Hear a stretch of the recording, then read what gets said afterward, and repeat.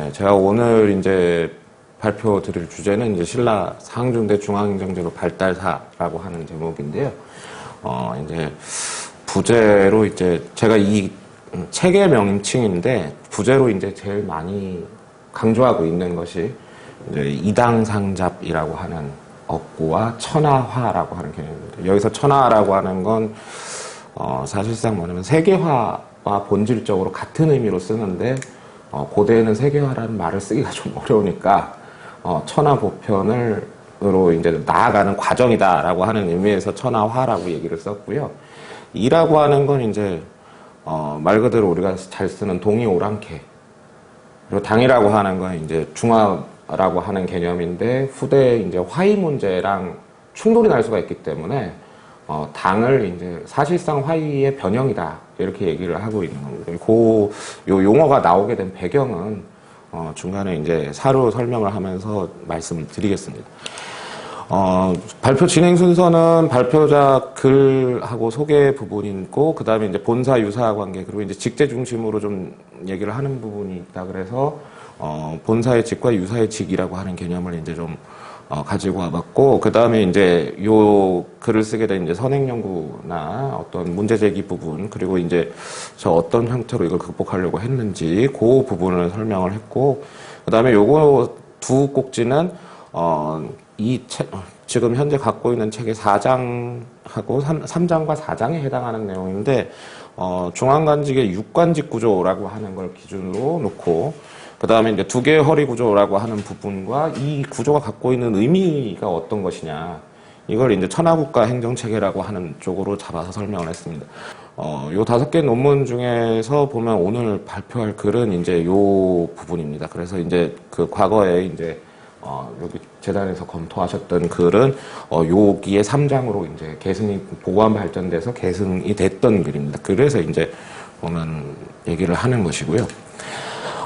본사 유사 부분에서 먼저 말씀을 드리면 이 본사 유사 같은 경우는 두 가지 특징을 갖습니다. 하나는 뭐냐면 삼국사기 같은 경우는 기본적으로는 정사, 본사, 국사 개념을 가지고 있는 사서고, 그러다 보니까 이게 문어체 사서입니다. 근데 반면 삼국유사 같은 경우는 이제 요 안에 들어가지 못하는 사실들, 그러니까 유사 남아있는 사실들, 사료를 쓰다 보면 이제 버려놓은 사실이라고 얘기를 하거든요.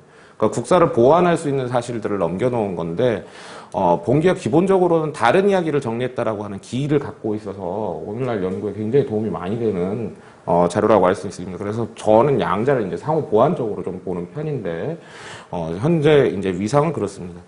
근데 이제 증명 부분들 같은 경우가 이해가 어려운 부분 중에 하나를 조금 써봤는데요. 하나는 뭐냐면 이 신라 직관 같은 경우에 전모 파악이 굉장히 어렵습니다.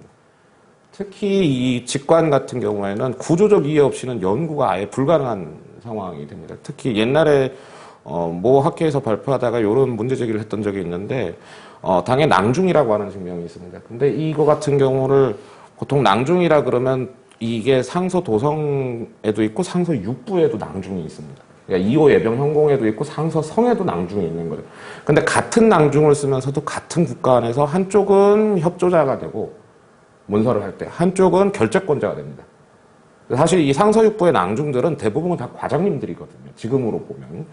그래서 요 구조를 모른 채 그냥 낭중은 이런 관직이다라고 하는 순간에 이제 틀릴 확률이 굉장히 높아진다는 거죠. 그래서 그런 부분들이 있고, 그 다음에 이제 삼국유사 같은 경우는 이제 많이 남겨놓은 것 중에 하나가 의례적이거나 사회적인 미칭이나 경칭 같은 것들을 굉장히 많이 남겨놨는데, 이게 이제 오늘날 직처럼 헷갈리게 돼 있는 요소로 작동을 하는 겁니다. 그래서 이제 공 같은 경우도 원래는 이제 이 앞에 뭐 뇌공이라든가 이럴 때는 또 공의 관작의 개념이지만, 이 뒷시기로 오면 그냥 남자의 미칭으로만 쓰이게 되거든요. 그래서 신라 연령등급제 같은 경우에는, 이제 늙은 나이에 있는 사람, 노인을 보고 뭐냐면 옹이라고 많이 부릅니다.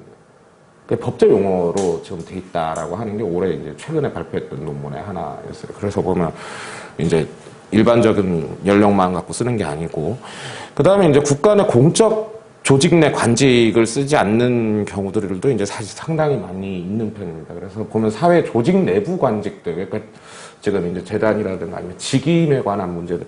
그러니까 예를 들어서 저희가 지금 무슨 뭐 학회를 만든다든가 할 때 간사 혹은 뭐 총무간사 이런 관직들은 사실 공식 조직 내 관직이 아닌데 이제 저희가 그 직임이 있으니까 그렇게 쓴다라고 얘기를 하는 것이. 근데 이게 지금 구분이 안 가는 경우들이 굉장히 많습니다. 그리고 이제 보면 상공유사 같은 경우는 아무래도 이제 구술 자료가 많기 때문에 지방직이라든가 잡직, 요 잡직 같은 경우는 이제 과거에는 이제 지금으로 보면 6, 7급 공무원들이나 5, 6 밑에 있는 9급 공무원들이 하는 직들이죠. 그리고 이제 승직, 승에 대한 하는 직들, 그리고 이제 허직들은 이제 직사가 없는 직들이고, 이제 직함들이 굉장히 많은 거예요. 그래서 근데 가장 큰 문제가 되는 건 뭐냐면 지금 이게 본사하고 유사 관계를 갖는 건데 본사의 직관이 정리가 안 돼 있어요.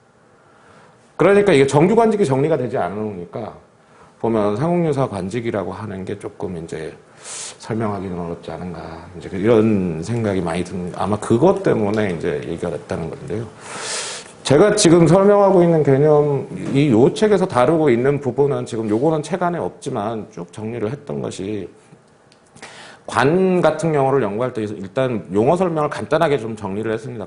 제가 보고 있는 관이라고 하는 건 요 위, 등, 품, 명, 질, 반, 관, 계, 요 전부 다 지금 오늘날로 보면 크게 보면 9급 행정직이다 할 때 9급에 해당하는 위계들입니다. 근데 대체적으로는 정치적 등급이나 서열을 말하는 건데 요 위계들은 대체적으로는 뭐냐면 중국 고대 하상조에 발달했던 작과 관계가 있습니다. 그러니까 공우백자남 백중숙계라고 하는 외작과 내작이라고 하는 게 진대의 17군공 작제로 발달하다가 한대의 18등 작제가 되고 그래서 이제 관내후 열후라고 하는 이 고골로 변했다가 나중에 가면 이제 구풍관제로 가면서 18품계로 가는 거거든요. 그래서 보면 계통이 요거는 작계통에서 오는 부분들이 굉장히 많습니다. 근데 사실 한국은 요 작제 관련 자료가 많지 않기 때문에 이제 조금 어렵다라고 얘기를 하는 것이고요. 관직 같은 경우는 문, 무승, 허직, 뭐 실직, 산직, 명예직 등 각종 직무를 말하는데 주요 이제 제가 연구 주제로 삼고 있는 것은 실제로 직무가 있는 실직들입니다. 일단 실직을 정리해 놔야 그 다음에 이제 허직이냐 명예직이냐 이제 가직이냐 섭직이냐 이런 게 나오기 때문에 그 다음에 이제 많이 얘기를 하고 있는 건 요새는 이제 많이 보고 있는 것이 이제 청재인데요. 왜냐하면 이 몇 개의 직을 개서로 연결해서 직무 수행 조직을 만들어내야 되기 때문에 실질적으로 이제 직만 갖고 움직이는 게 아니라 요 공무의 기획 집행이라고 하는 부분까지 이제 연결을 해서 봐야 되기 때문에 요걸 많이 하고 있고 그 다음에 이제 관이 관직 관청이라고 하는 게 이 관이라고 하는 저는 이제 관이 직관지의 주어를 응용해서 관이라고 많이 쓰는데 관이라고 하는 걸 얻어서 관인이 된 다음에 관인이 다시 관직을 얻어야 공무를 담당할 수 있는 그래서 이제 관청에 소속이 되는 것이거든요.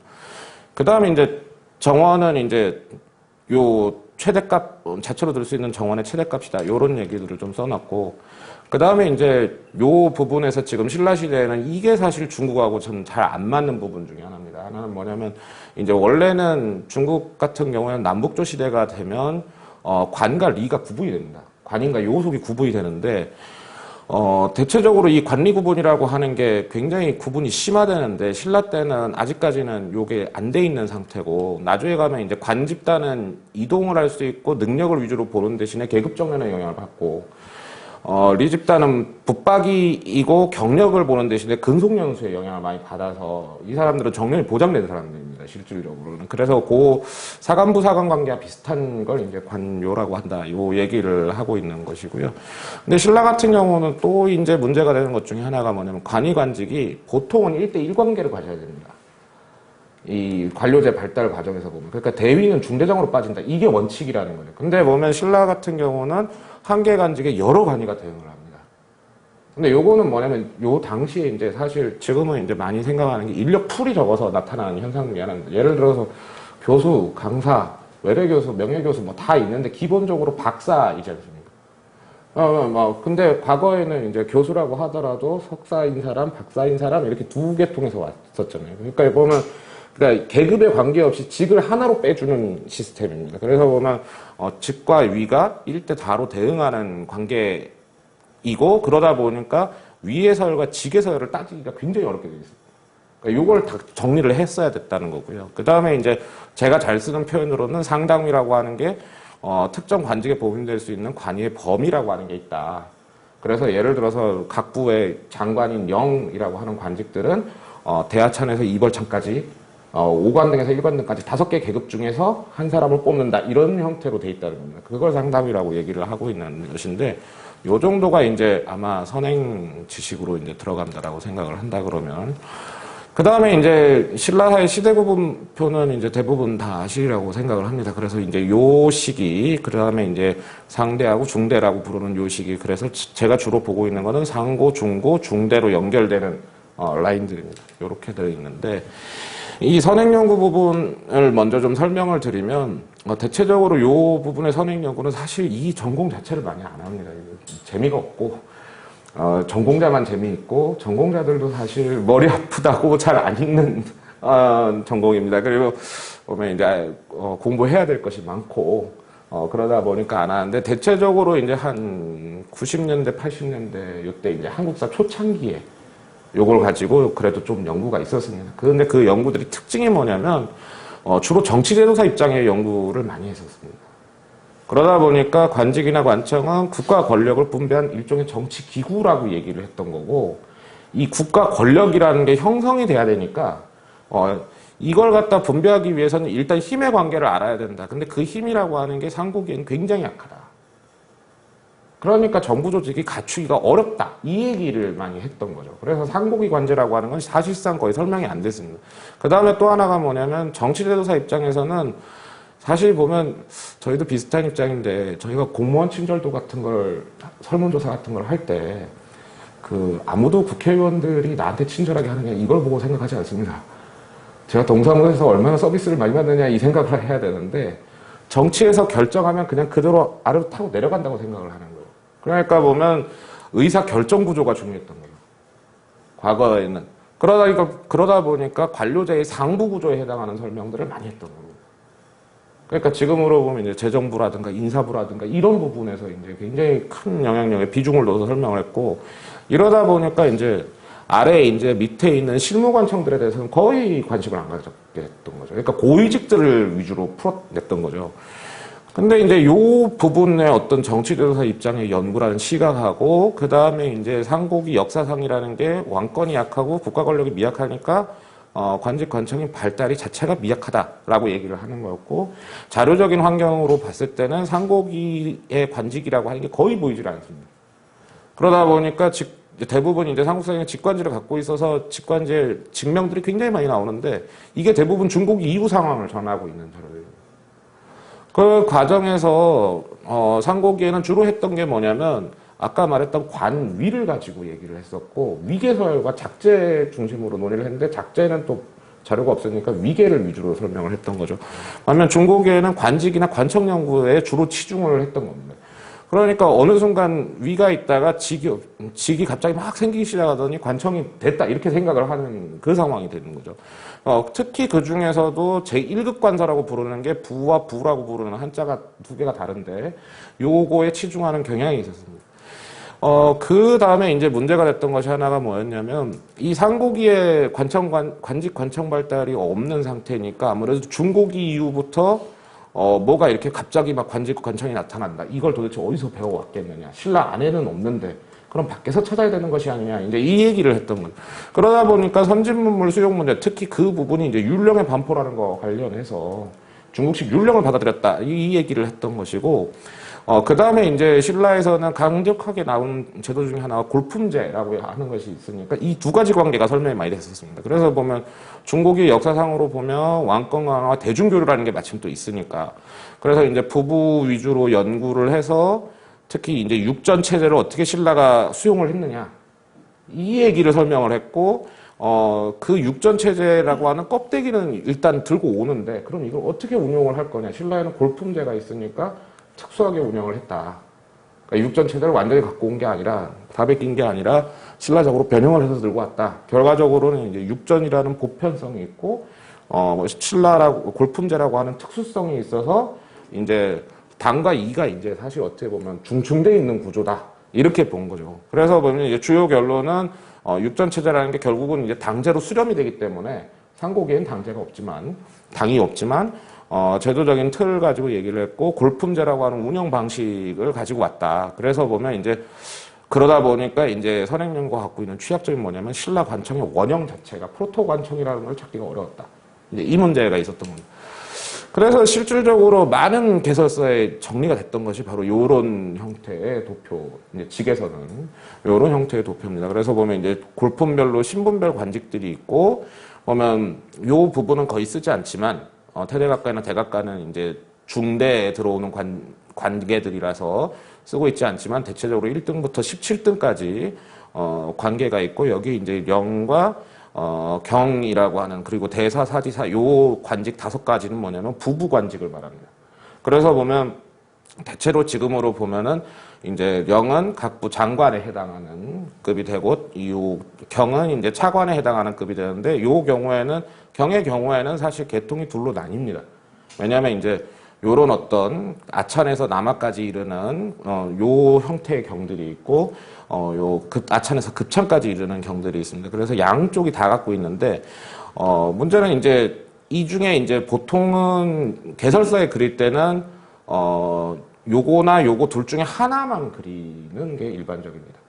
왜냐면, 요 앞쪽을 선택할 경우에는 이제 왕명, 요게 이제 집사부라고 부르는 이제 신라 제1급 관청 중에서도 이제 수반에 해당하는 관부이기 때문에 여기를 중시해서 그리는 건데, 요 경우에는 사실상 골품제라고 하는 틀 자체가 굉장히 희미해집니다. 여기서부터, 여기까지는 분명히 층리가 딱 지지만, 여기서부터는 요거와 연결하면 연결이 쭉 돼 있는 구조이기 때문에 도대체 골품제가 어디 있는 거냐, 이제 이 문제가 걸려있게 되고, 요거는 이제 병부를 기준으로 그리게 되는 건데, 병부를 기준으로 그릴 때는 골품제라고 하는 틀이 딱 정확하게 나오고 있는 거예요. 그래서 이렇게 그리는 분도 많습니다. 근데 그랬을 때 이제 문제가 뭐냐면, 작들이 그냥 있는 게 아니라 이 위계들이 지금 보면 대자가 붙어 있는 것들이 있습니다. 네개관 등이, 대오라든지 대사, 대남아, 대아찬 같은 경우. 이런 경우는 기존의 아찬이나 남아에서 하나씩 승급한 것입니다. 그래서 이제 문제제기 부분에서는 어떤 부분이 있냐면, 이게 정치대도사를 하다 보니까 도저히 안 되겠다. 그래서 어떤 부분이었냐면, 사실 이제 저 같은 경우는, 위에서 아무리 뭐라고 한다고 한들, 이 뭐 국가에서 뭐 예를 들어서 진율해라. 지금처럼 뭐, 옛날에 진율이라는 게 지금 이제 그 코로나 지원금 이런 거잖아요. 근데 코로나 지원금 주라고 얘기를 했지만, 문서 타고 다 내려가서 그 집행이 돼야 맞는 거지. 위에서 아무리 뭐라고 한다고 해도 아무 소용이 없다. 이제 이 얘기를 했던 거였거든요. 그래서 보면 의사 집행구조 자체가 빠졌다. 아예 보면.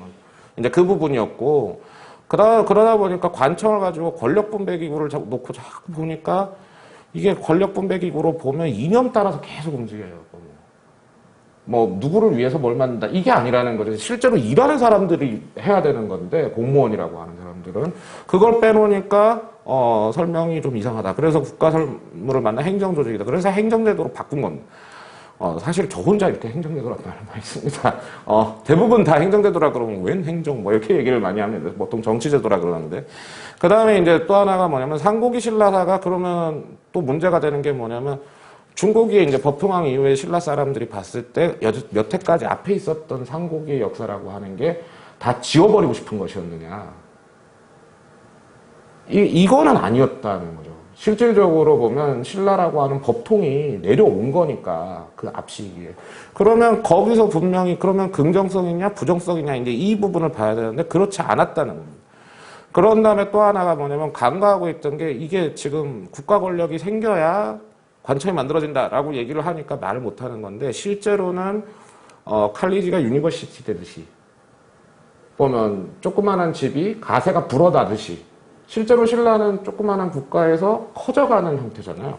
그러니까 위에서 아래로 이렇게 내려보는 시각이 아니라 작은 게 커져가는 방향으로 설명을 해야 맞는 건데, 그 설명을 망각했다는 거죠. 그래서 보면 국가공무가 있고 담당 조직도 있으니까, 그리고 또 하나가 신라는 어떤 형태로 봐도 뭐 왕권의 부침을 떠나서 국가는 계속 커졌다.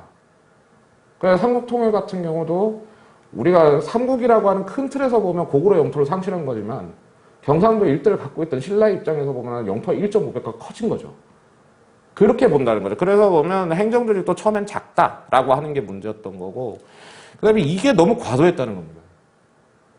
이게 중국 선진 문물 수용 이 부분이 없는 건 아닙니다. 부부라고 하는 거는 기본적으로는 중국 문물이라고 하는 게 약간 들어와 있는 겁니다. 근데 그랬을 때 보면 이게 원형이 없다 보니까 너무 과도하게 연결이 돼서 중국의 부부랑 계속 연결을 시켰다는 거예요. 근데 보면 실제로는 그렇지 않았다. 그리고 이제 당제 어떤 운영 방식하고 구성 원리가 완전히 달랐다라고 얘기를 하는 거죠. 그래서 보면 이제 제가 했던 방법론은 뭐냐면 역사를 갖다가 중국이 어떻게 생겼는지 신라가 어떻게 생겼는지 둘을 같이 알고 비교를 해야 된다는 거예요. 근데 지금 현재는 중국이라고 하는 게 그냥 말 그대로 중국이다 이렇게만 생각을 하고 이제 가니까 문제였다 이런 얘기였고, 그 다음에 요게 지금 부부만 갖고 얘기를 하는데 실제로 부부라고 해봤자 4부, 9부에서 13개 관청밖에 안 되거든요.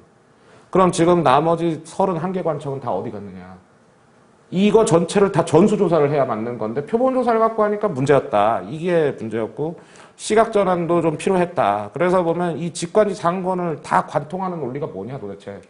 이제 이걸 따지기 시작했던 겁니다. 그래서 보면 이걸 다 세봐서 이제 하면 관청이나 관직의 정원을 따져보면 44관청이 207개 더하기 알파계 관직에 785인의 약관인이 나와요. 계산을 해보면 중대 말 기준으로 해서 한 780년대 그러니까 해공황 때를 기준으로 하면은 직관제 모든 관직이 거의 다 들어오는 상황이 됩니다. 그래서 이게 모수 데이터가 이제 박사학위 논문에서는 됐었던 겁니다. 그래서 보면 이 부분에서 이제 이 시각의 충돌 문제에서 이제 연결을 했던 게 아마 이제 그 박사고 선생님이 얘기하셨던 논문은 당위상자부터 딱 출발을 했을 거예요. 근데 이 자료에서 나오는 건데 이 직관지 상관의 서문에 보시면 김부식, 이게 지금 김부식 혼자 쓴 건 아니고, 이제, 김부식의 팀들이 썼던 직관지의 서문에 해당하는 자료죠. 근데 이 자료에 보면은, 신라의 관명이라는 거는 때때로 바뀌어서 뭐 이름이 같지 않았는데, 뭐라고 얘기를 했냐면, 당과 이가 서로 섞여 있었다라고 얘기를 했다고. 그래서 보면 여기서 말하는 당이 뭐냐 그랬을 때 뭐 시중이나 낭중이나 뭐 이런 관직들이 나오는데 이런 관직은 당관명으로 다 뜻을 생각할 수가 있는 부분들이다. 그러니까 당제를 참고하면 알 수 있다. 이렇게 얘기를 하는 거죠. 물론 이 논리는 안 맞습니다. 나중에 가면 이름만 있고 내용은 몰라요라고 하는 관직들이 나오는데 거기에 보면은 당에서 쓰는 관직들이 굉장히 많이 나옵니다. 검교사라든지 복야라든지 이런 관직들이 많이 나오는데 그런 부분들이고, 또 하나가 여기 같은 경우는 이제 대표적으로 이벌차이나 이창 같은 아까 관이라고 부르던 그런 부분들은 전부 우리나라 말 동이말이라서 그 명칭을 붙이게 된 까닭을 알 수가 없다. 이제 이 얘기를 했다는 거죠. 근데 지금 김부식이 딱 하나 단언하고 있는 건 뭐냐면 직에는 반드시 그 업무가 있고 위에는 정해진 인원이 있다. 정원이 있다. 그래서 보면 그 높낮이를 구별하고 인재의 대소에 따라 대우한 것은 분명하다. 이거는 분명하다는 거예요. 단원 자체를. 근데 이제 문제가 됐던 게 뭐냐면 세월이 오래되고 기록이 없어지다 보니까 모르는 것이 너무 많았고, 근데 뒤져보니까 남해왕이 대보라고 하는 걸 만들었었고, 보면 유리왕이 17관 등을 만들었었다. 그 이후부터 명목이 번거롭고 많아졌는데 알 수 있는 것은 모아서 이 책에 기록했다. 그래서 사실 이 부분이 많은 연구에서 망각이 많이 됐는데 이 부분 자체가 김부식 본인이 이 직관지를 쓸 때 거의 대부분 신라 원전을 그냥 그대로 갖다 쓰는 현상을 볼 수가 있습니다. 그러니까 적어도 이 직관지 안에 있는 거는 아는 거 모르는 거가 좀 분명하게 나온다는 얘기가 되고, 그 다음에 보면 신라가 이제 통일 이후에 당과 밀착 행보를 맺으면서 중국 문물 수용이라고 하는 게 굉장히 많이 들어오기는 합니다. 중국식 의례라든가 직제라든가 이런 게 들어오는데 김부식이 이 직관지를 쓸 때는 그걸 거친 뒤에 나오는 거죠. 자료의 편년상으로 봤을 때는. 근데 김부식이 누구냐면 본인이 당제와 닮아있다는 고려시대 사람입니다. 그럼 이 양반이, 그러니까 우리가 육전 뭐 이런 얘기를 많이 하는데 육전을 경험해 본 사람은 아무도 없습니다. 현대 연구자 중에서. 이호 예병 현공이 어떻게 돌아가는지 사실은 모릅니다. 그러니까 이 양반은 겪어본 사람인데 이고 당제라고 하는 고려제라고 하는 걸 겪어봤음에도 불구하고 자기가 봤을 때는 앞만 봐도 이거는 동이 쪽 관제라고 하는 게 섞여 있다.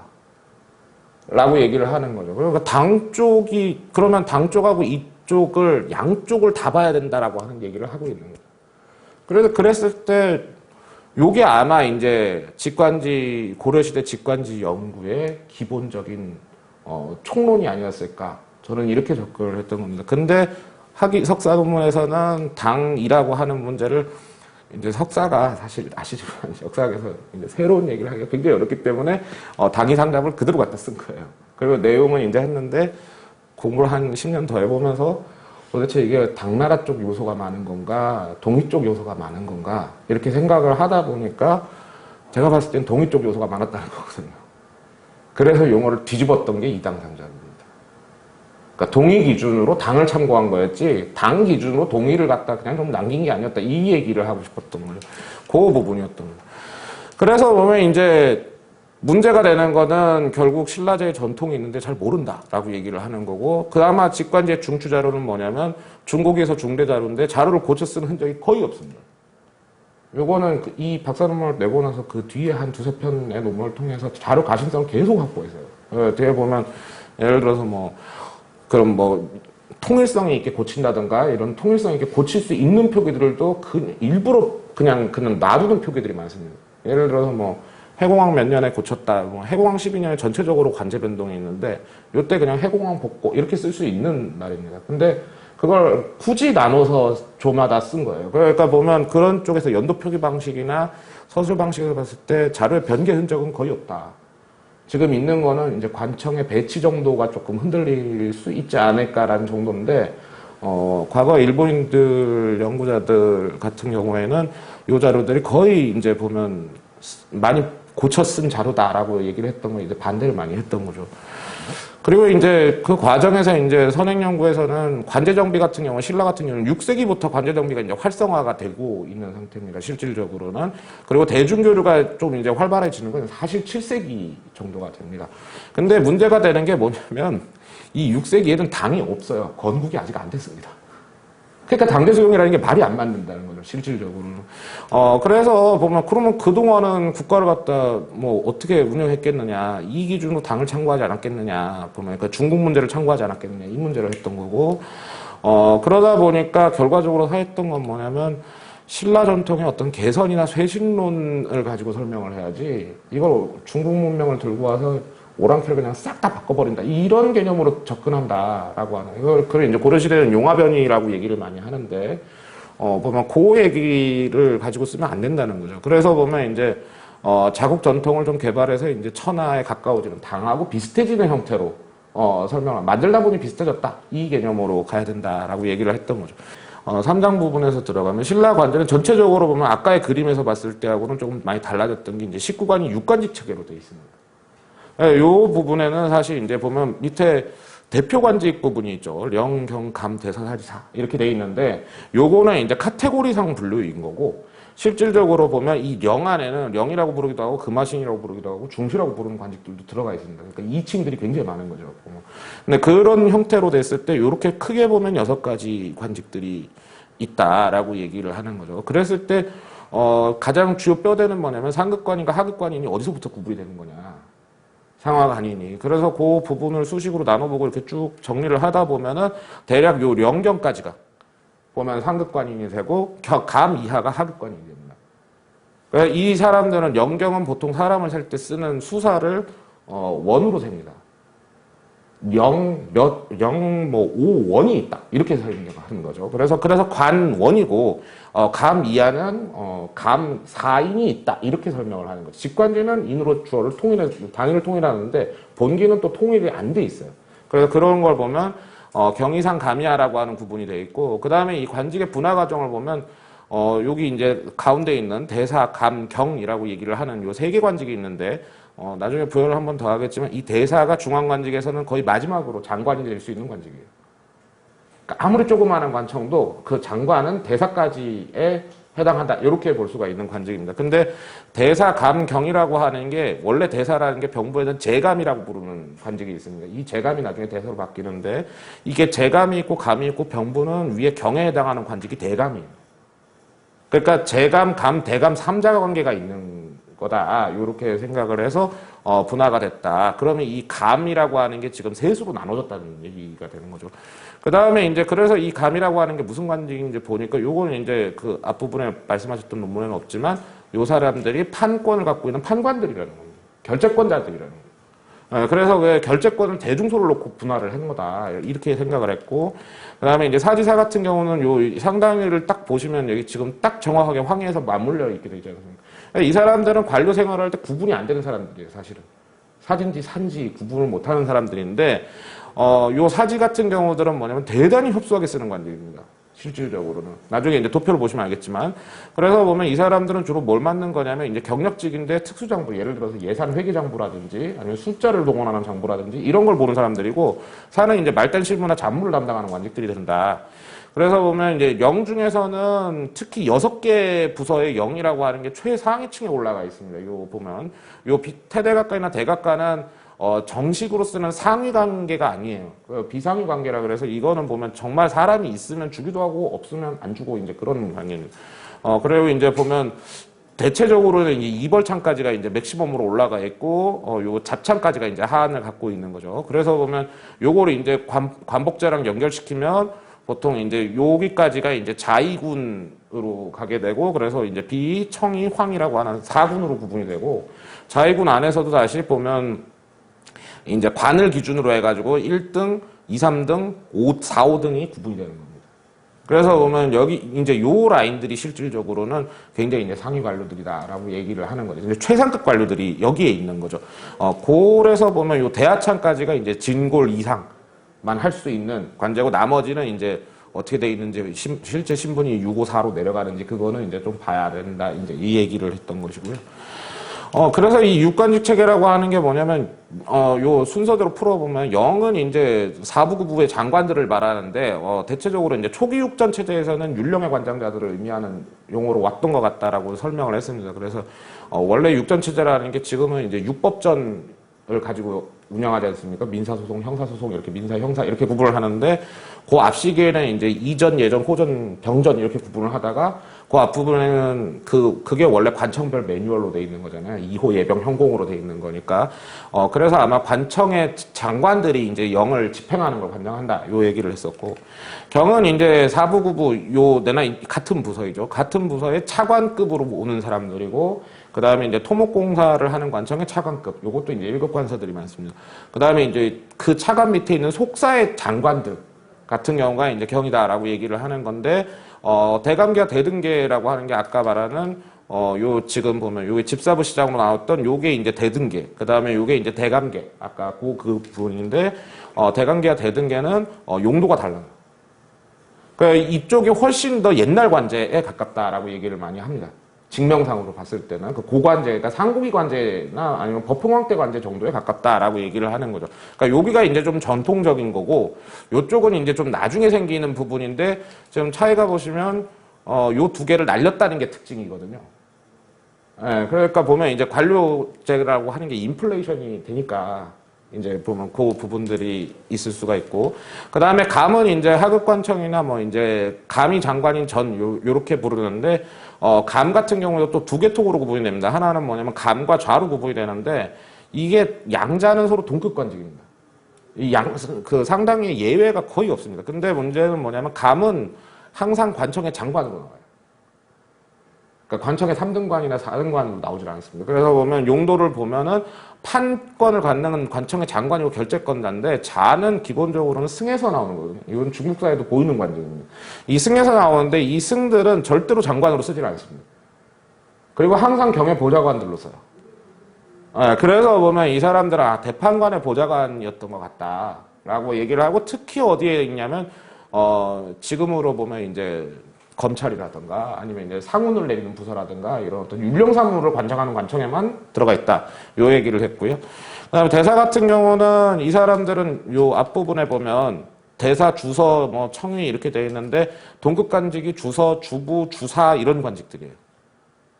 그러니까 뭐 주를 하는데 서를 주하든지 부를 주하든지 사를 주하든지 이렇게 된다는 거죠. 그런데 그랬을 때 보면 문서 장부 일 같은 걸 주관을 하는 관직인데, 이 관직은 직관지 안에서는 굉장히 많은 수가 등장을 하는 관직입니다. 그러다 보니까 굉장히 보편적인 업무를 많이 걷는 관직이 되는 거고, 특히 장관이 되는 마지막 관직이 되고, 대대분다나 뭐냐면 지금 아까 위에 있는 보면 사지사가 있는데, 사지는 아까 협소하다고 말씀을 드렸습니다. 그러다 보니까 대사사가 직속상관관계를 갖고 있어요. 그러나 그 상태이고, 사지 같은 경우는 구체적이고 특수하고 전문성을 요구하는 어떤 장부관리직이고 대체적으로 경력직이었을 것이다. 이렇게 본 겁니다. 그러니까 이제 좀 숙련된 사들이 이제 사지로 올라가는, 승진하는 구조라는 거죠.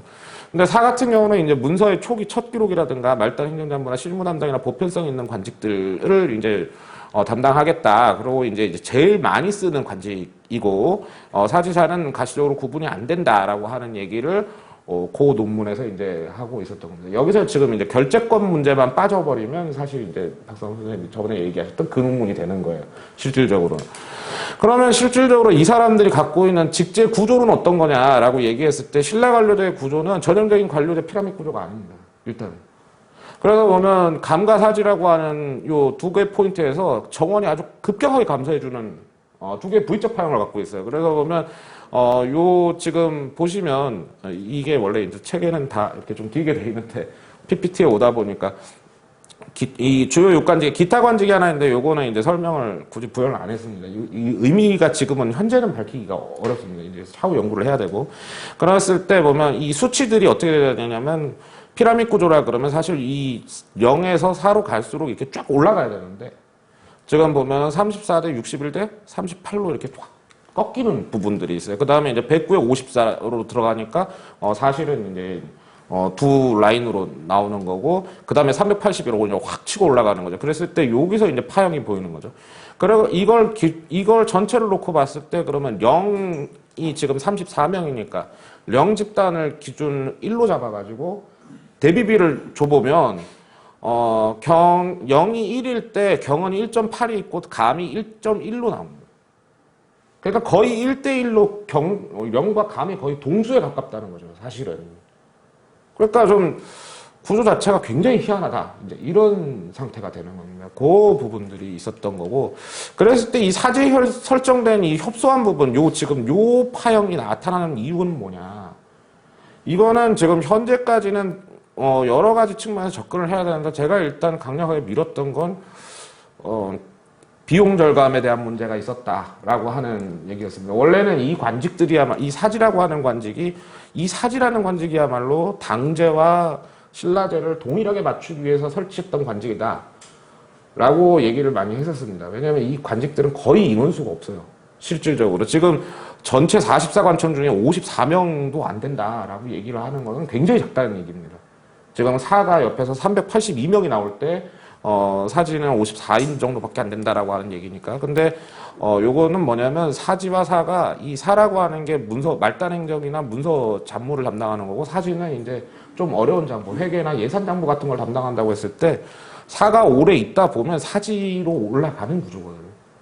그러니까 보면 굳이 사를 사지로 올릴 필요는 없었던 거다. 요 얘기를 했던 거죠. 그래서 보면 요건 이제 비용 문제가 좀 걸려있다. 왜냐면 이 사람들한테 요 보직에 임명하는 순간에 직급에 해당하는 수당을 줘야 되기 때문에 이제 그 문제가 걸려있었던 것이다. 이렇게 생각을 했던 것이고요. 요 감은 문제가 좀 다르다. 이렇게 봤던 거죠. 첫 번째 우리는.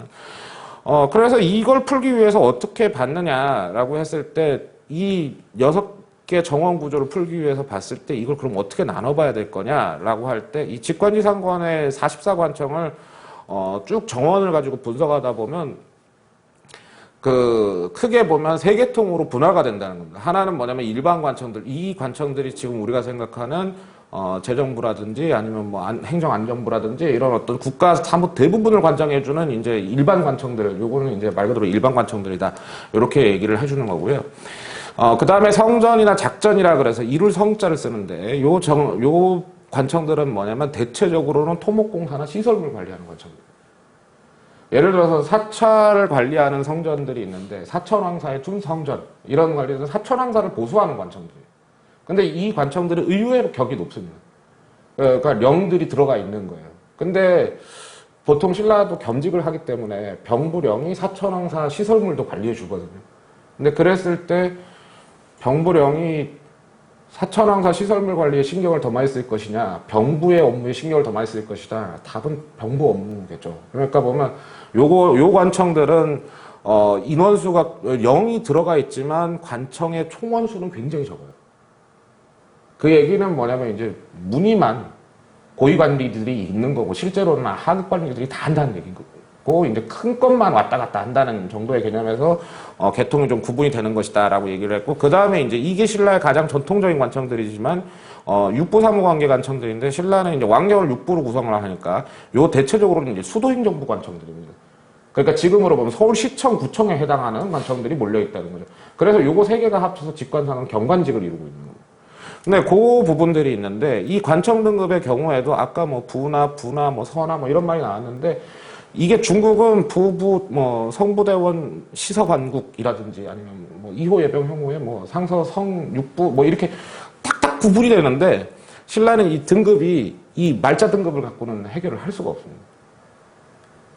왜냐하면 부라고 부르는데 저 밑에 하급관청으로 가 있거나 뭐 서라고 부르는데 위에 상급관청으로 올라와 있거나 이런 경우가 굉장히 많아요.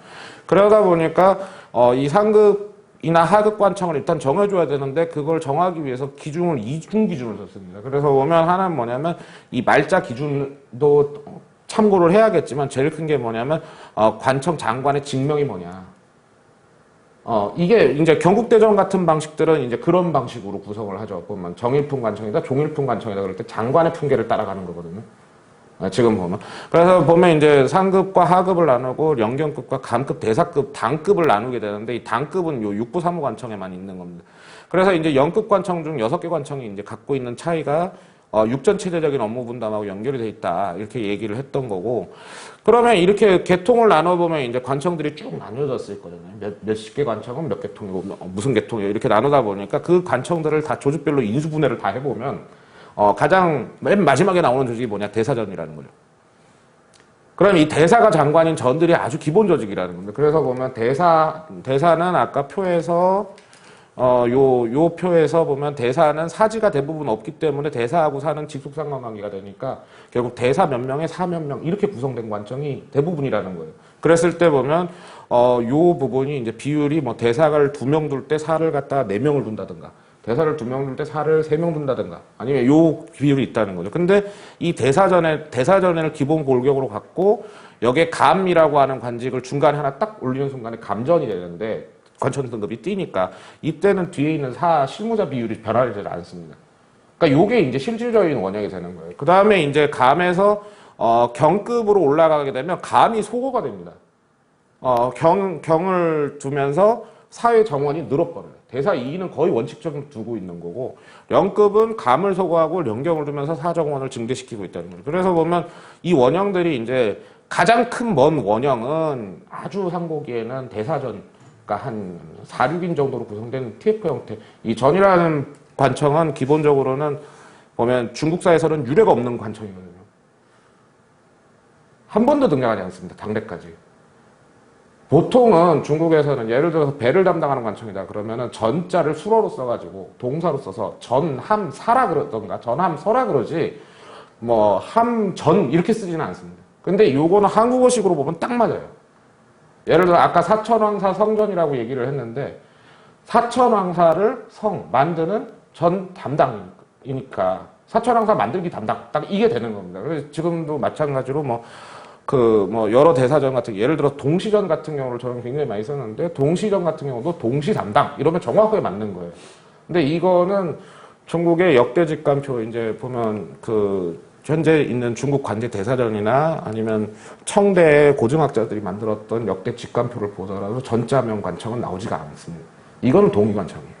한국관청이라서. 그래서 보면 이제 대사전인데 이 대사전이라고 하는 게 실질적으로 많지는 않습니다. 그렇게 많지는 않아요. 끝발이 낮은 관청들이라서 많이 기록되지는 않았습니다. 근데 실질적인 원형은 감전들이라는 거죠.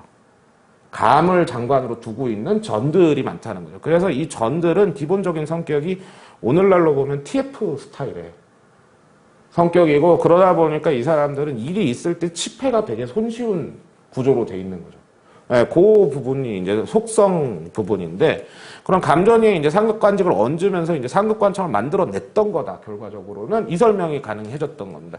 그래서 감을 소거했던 이유가 도대체 뭐냐라고 생각을 해보니까 대사감경이라고 하는 이 3종 관직이라는 게 기본적으로는 판권의 작고 일반 큰 걸 기준으로 분화시켰던 관직이거든요. 근데 이 감을 만약에 감전 상태에서 감을 그대로 두게 되면 중간 결제가 대사감경을 거쳐서 와야 된다는 얘기예요. 그러면 최소한 2번의 중간 결제가 필요하다는 겁니다. 큰 관청을, 그러니까 0이 담당하는 부서에서 이 6개를 다 쓰게 되면 사가 올린 문서를 뭐 사지는 문서직이니까 빼더라도 대사가 한번 결제를 하고 그 다음에 감이 한번 결제를 하고 경이 결제를 한 다음에 0이 결제를 해야 된다는 얘기예요. 그러니까 이렇게 서류 쓸 때 보면 도장 들어가는 칸이 되게 많아지는 거죠. 근데 문제는 뭐냐면 그 신라보다 크다고 하는 당도, 당이 넓으니까 관료제가 클 거 아니에요. 근데 그 당도 중간 결제는 한 번밖에 안 받아요. 중간 결제라고 하는 부분은 통상은 어떻게 올라가냐면 문서를 올리면 과판이라 그래서 각각 과장들이 판을 해서 올립니다. 그래서 결제를 해서 이제 올리면 그래서 상급관제에 보고를 하면 이 결제 문서들을 모아갖고 보면 그 위에 과장 위에 부장이나 처장 정도가 있지 않습니까? 이 사람들이 과별 입장을 조율해갖고 보면 통판을 해요.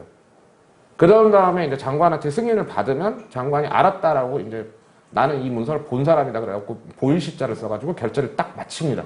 근데 그게 기본이에요. 당도. 당의 가장 큰 상위 간부들에서. 근데 신라가 그것보다 작은 상태인데 저 결제가 저렇게 많이 필요했을 것이냐. 그게 문제였다는 거죠. 그러니까 보면 아마 대사가 과장급 정도에 해당할 거고 경이 이제 지금으로 보면 통판 정도를 하는 부서에 해당할 거라서 이 가운데 사, 대사, 경, 영 요 4단계를 밟아서 집행을 하지 않았겠느냐. 이제 이 얘기를 했던 겁니다. 그래서 보면 요 실제로 이 영, 경, 대사, 사라고 하는 이 4등 4개 관직이라는 게 중고기 관부에는 가장 일반적인 구조예요. 그러니까 보면 감이라고 하는 게 원래는 굉장히 많이 쓰던 건데 일반이라고 하는 중간에 어정쩡한 이 부분을 날려버리다 보니까 실질적으로는 대사하고 경만 남았다는 겁니다. 중대에는. 그래서 실제로는 아마 상고기 구조라고 하는 게 이런 어떤 영 같은 아주 굉장히 소규모의 고위 관리들이라고 하는 게 이끄는 조직들이 있고, 감이라고 부르는 사람들이 갖고 있는 감전이라고 하는 조직들 같은 게 있었을 텐데, 요게 이제 엎어지다 보면서 2개가 합성되다 보면 실질적으로는 이 구조가 된다는 거죠. 그래서 보면 2개가 딱 되니까 여기 이렇게 허리가 움푹 이렇게 들어가게 되지 않습니까? 그게 지금 수치상으로는 이렇게 나타나고 있다는 얘기다. 이 얘기를 했다는 거죠. 그래서 보면, 결과적으로 최상급 관청이라고 부르는 부부라고 하는 것들은, 이 감전을 재편하는 과정에서 발생한 거지, 중국 문물을 받아들였거나 이 문제가 아니다. 이 얘기를 하고 싶었던 거죠. 그래서 보면 이제 상고기 관제의 유죄들이 남아있고, 그걸 운영해봤던 사람들이 이제 상급직들을 이제 투입시키는 상황이 되면서 이제 실질적으로 이제 TF를 하나씩 맡아갖고 있다가 그 TF가 굳어져 버리는 이제 그래서 보면 이제 그 형태로 왔다 요 얘기를 했다는 거예요. 그래서 요걸 이제 쭉 해서 그럼 실제로 신라 관제사는 어떻게 되느냐? 상고기에는 이런 아마 되게 작지만 다정하고 다양한 전들이 아주 병존하는 시기가 있었을 것이다. 근데 요게 이제 실질적으로 요거까지는 추측입니다. 그럴 수밖에 없어요. 자료가 없습니다. 무슨 전 이렇게 나오질 않아요. 근데 뭘 가지고 얘기를 했냐면 그래서 이장이 필요했던 거였지만 상고기 말에 동시전이라고 부르는 지증왕 때 설치되는 관부가 있습니다. 근데 이 관부는 편년을 정확하게 갖고 나와요. 자기가. 동시에 설치와 동시전의 설치 연대에 대해서 1년 차이가 있긴 한데 갖고 나옵니다. 그랬을 때 보면 근데 이 감전은 우리가 생각하는 아까 그 1대 2대 2 뭐 이런 감전이 아니라 감이 장관이 2명인 전으로 나오거든요. 그래서 보면 변형된 감전인데 중고기 말에 상고기 말에 그 정도 변형이 일어났다 그러면 전이 굉장히 많이 운영됐다는 거다. 이렇게 미루고 갔던 거죠. 그래서 이제 상고기 말이 되면 실질적으로 이제 중고기 지증왕 이후에 바로 오는 왕이 법평왕인데 법평왕 4년에 율령반포보다 빠르게 병부를 만들어내는 겁니다. 그래서 이제 부부를 성립시켰고 그러다 보니까 이제 진흥왕 때까지는 사실 관부가 그렇게 크게 많이 나오지는 않습니다. 진흥왕 때가 이제 신라가 막 팽창을 해서 이제 고구려까지 쳐 올라가는 이제 그런 라인인데도 정식 관부는 한 4-5개밖에 없어요. 직관지 그 안에 나오는 관부들은 실질적으로는 없습니다. 근데 요 시기는 이제 요런 게 될까 말까 하는 이런 어떤 시기이지 않았을까. 이렇게 되고 요게 이제 어느 순간 인정을 받다 보면 이게 효과가 있구나. 요렇게 바꿔야겠다라는 생각이 들면 이제 자기들이 이제 해봤으니까 폭발적으로 이제 가속도를 붙이는 시기가 올 거 아닙니까? 그게 진평왕 때예요, 실질적으로는. 그래서 진평왕은 제59년 동안에 관부를 한 30몇 개를 만듭니다. 그런 부분들이 있고, 이제 중대 초에 가면 이제 수정 보완을 했던 시기다. 그래서 이제 상고기 같은 경우가, 먼 원형이 만들어진 시기고, 그 다음에 중고기 같은 경우가 이제 실질적인 원형을 만든 시기였다. 그러면 요 방향성은 실질적으로는 동의관제를 통해서 이제 보면 어떻게 보면 이제 승격해 가는 거죠. 근데 그러면 이게 그거 설명하는 게 무슨 의미가 있느냐라고 하는 문제가 있다 보니까 요게 또 이렇게 왜 중간으로 가야지. 무슨 의미가 있다고 생각을 해보니까 동아시아사적 의미가 분명히 있었다. 이 얘기를 했던 거예요. 왜냐하면 중국의 육전체제, 우리가 흔히 말하는 이후예병 현공을 육전을 받아갖고 당대에서 성립한 게 이제 고려, 조선으로 거치고 보면 저쪽은 이제 명청까지도 오는 거죠. 근데 그게 이제 육전이라는 게 결국 동아시아 중세국가 체제인데 이걸 만든 과정도 과정이라고 하는 걸 실제로 살펴보면 이 중국에는 아까 낭죽이라는 관직이 나왔지만 낭이라고 하는 낭관들이라고 하는 게 있습니다. 근데 이 낭이 관장하는 조나 부라고 하는 게 나와요. 그러니까 이조 호조라든지 아니면 이부 호부라든지 이렇게 나오는 거죠. 이 부들이 남북조 시대를 거치면서 이것도 TF 형태를 갖고 있는 것이거든요. 남북조 시대를 거치면서 대중 없이 늡니다. 그래서 뭐 동진 때는 36조가 있었다 그러고 뭐 북위 때는 뭐 심지어는 360조가 있었다는 얘기도 나와요.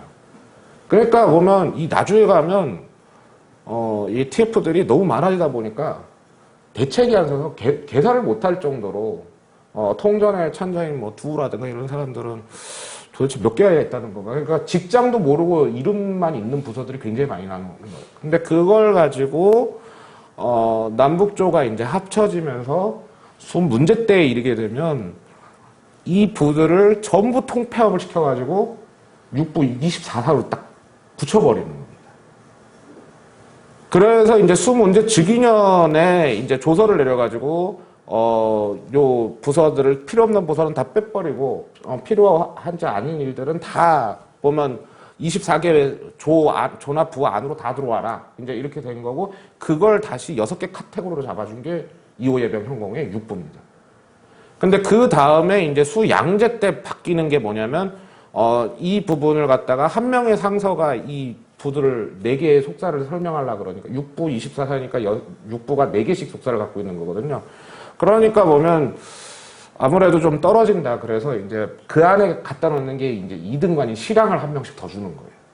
그래서 이제 24사를 완전히 장악하는 형태로 나오는 게 수양제가 했던 일이고, 그럼 이걸 가지고 이제 당고조 태종을 거치면서 이제 그 업무를 이제 정돈하는 이 과정이 결국 상서육부 24사 체제라고 하는 요걸로 발달을 해가는 겁니다.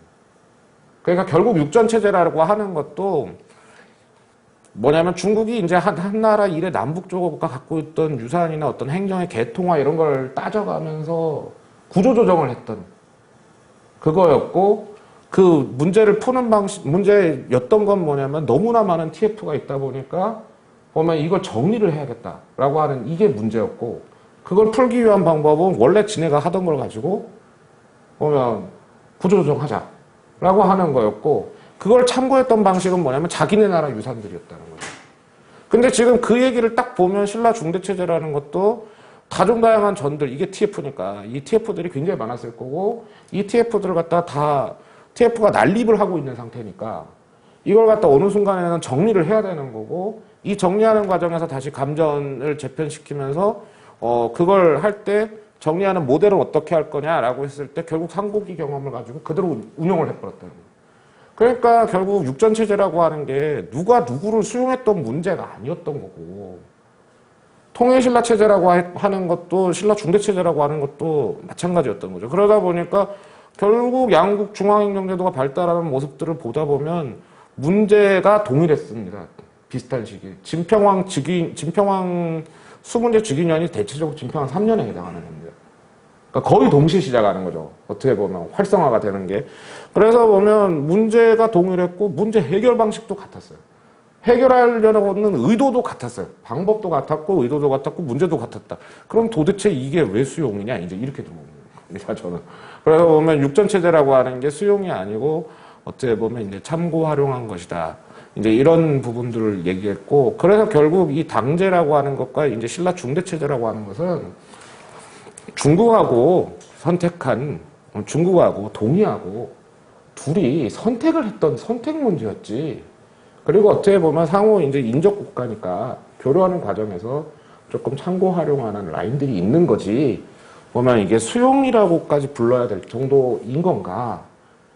그래서 동의세계라고 하는 거하고 중국세계라고 하는 게, 분리가 되는 그 이유가 바로 요거 아니냐라고 얘기를 했던 거죠. 다만 이제 여기서 이제 문제가 됐던 건 이제 그래서 저는 이제 결론은 이제 이당 상잡을 통한 천하화를 했다라고 얘기를 했는데 다만 어느 쪽 체제가 더 효율적인 것이냐, 뭐가 더 세분화돼서 국가 행정을 이끌어갈 것이냐, 이런 문제에 대해서는 아직까지는 이제 연구할 게 이제 산더미처럼 남아있다. 이제 이렇게 해서 마무리를 졌던 겁니다. 그래서 보면 제가 쓰고 있는 거는 주로 이제 선생님들의 그 여태까지 고민하셨던 선생님들의 고민들을 쭉 정리하면서 단순히 이제 선생님들의 비판하기보다는 그분들께서 보셨던 자료적인 환경이 어쩔 수 없이 있어요. 저는 사실 그 앞부분에 이제 90년대, 80년대 이때까지만 하더라도 전자자료라든가 중국자료 혹은 뭐 청대 고등학자료,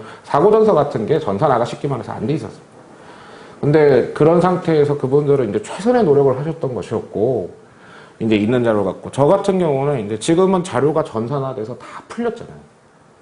그러니까 이제 중국 자료에 대한 접근도가 이제 굉장히 높아졌으니까, 그걸 이제 직접 보면서, 이제 보면 좀 정리를 하다 보니까, 아, 중국이라고 하는 나라, 이제 당이라고 한, 당제를 형성하는 과정이라는 게 그런 거였구나. 요 부분이 들어와서 이제 설명을 하려다 보니까, 약간 이제 차이가 나게 됐던 거예요. 한 발짝을 더 나갈 수가 있었던 거죠. 예. 감사합니다.